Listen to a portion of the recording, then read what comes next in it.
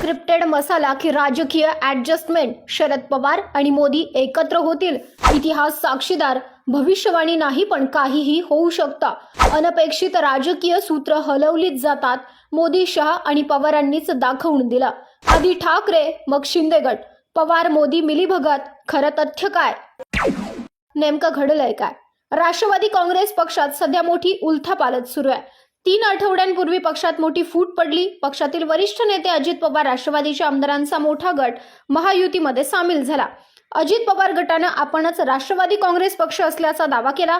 महायुतीत प्रवेश केल्यानंतर अजित पवार राज्याचे उपमुख्यमंत्री म्हणून कारभार पाहतात, तर राष्ट्रवादीच्या इतर 8 आमदारांना मंत्रिपदं मिळाली आहेत. अजित पवारांच्या गटातील आमदारांची संख्या 30 पेक्षा जास्त आहे. उर्वरित 15 ते 20 आमदार शरद पवारांच्या गटात आहेत. अशातच राष्ट्रवादी काँग्रेस पार्टीचा दुसरा गटही महायुतीत जाईल असं बोललं जातंय. मनसे अध्यक्ष राज ठाकरे यांनी देखील अशाच प्रकारचं वक्तव्य अलीकडे केलं होतं. आता शिवसेनेच्या शिंदे गटाचे नेते आमदार संजय गायकवाड यांनीही काही वेळापूर्वीच बोलताना राजकारणात काहीही होऊ शकतं असं वक्तव्य केलंय. संजय गायकवाड यांना प्रश्न विचारण्यात आला होता, राष्ट्रवादीचा दुसरा गट महायुतीत येईल का? त्यावर आमदार गायकवाड यांनी म्हटलं, राजकारणात भविष्यवाणी करणं योग्य नाही. राजकारणात काहीही होऊ शकतं हे सुद्धा तितकंच खरं आहे आणि याला इतिहास साक्षीदार आहे. तर राजकारणात अनपेक्षित घडामोडी घडल्यात. जे विचार कधी एकत्र येऊ शकत नव्हते असे एकत्र आलेत. असे पक्ष अलीकडच्या काळात एकत्र आलेले आहेत. शिवसेना, काँग्रेस, राष्ट्रवादी हे पक्ष एकत्र आल्याचं आपण पाहिलंय. त्यामुळे शरद पवार आणि पंतप्रधान नरेंद्र मोदी एकत्र आले तर नवल वाटणार नाही. आता संजय गायकवाड यांनी विरोधी पक्षांवर टीका केली. अजूनपर्यंत विरोधी पक्ष त्यांचा नेता निवडू शकले नाहीत.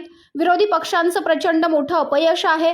विधानसभेच्या अधिवेशनाच्या दुसऱ्या आठवड्याचा शेवटचा दिवस आहे, परंतु अजून विरोधकांना त्यांचा गटनेता निवडता आलेला नाही. त्यांच्यात संपर्कच नाही. त्यांच्या कितीही बैठका होत असल्या तरी विरोधी पक्षनेते पदावर त्यांचं एकमत झालेलं नाही. आता आधी राज ठाकरे आणि आता संजय गायकवाड यांनी जी विधानं केलेली आहे ती निश्चितच नेमकं काय सुचवू पाहतायत असा प्रश्न या निमित्तानं उपस्थित होतो. कारण यातील एक धागादोरा महत्वाचा आहे, तो म्हणजे इतिहास साक्षीदार आहे. राजकारणात काहीही होऊ शकतं आणि त्यामुळेच खरं तर राज ठाकरे यांनी सुद्धा तेच म्हटलेलं आहे आणि ते अगदी सुरुवातीपासूनच हीच गोष्ट अगदी क्लिअर करत आलेले आहेत की अजित पवार गट आणि शरद पवार गट हे एकत्र आहेत आणि यांची मिळून मिलीभगत आहे. मात्र या सगळ्या राजकीय घडामोडी पाहता आता पुढे काय घडामोड घडणार हे पाहणं महत्त्वाचं ठरेल. मात्र शरद पवार आणि नरेंद्र मोदी एकत्र आले तर राजकीय सूत्र ही पूर्णपणे बदललेली पाहायला मिळतील. हळूहळू अजित पवार गट हा पूर्णपणे सत्तेत सामील झालेला आहे. आता शरद पवार कितीही बोलत असले की मी काही झालं तरी भाजपासोबत जाणार नाही, त्यांनी त्यांची भूमिका ठाम केलेली आहे. मात्र आजपर्यंतचा शरद पवार यांचा इतिहास पाहिला तर शरद पवार यांची खेळी कुणालाही समजलेली नाही आणि म्हणूनच इतिहास साक्षीदार समजून राजकारणात काहीही होऊ शकतं.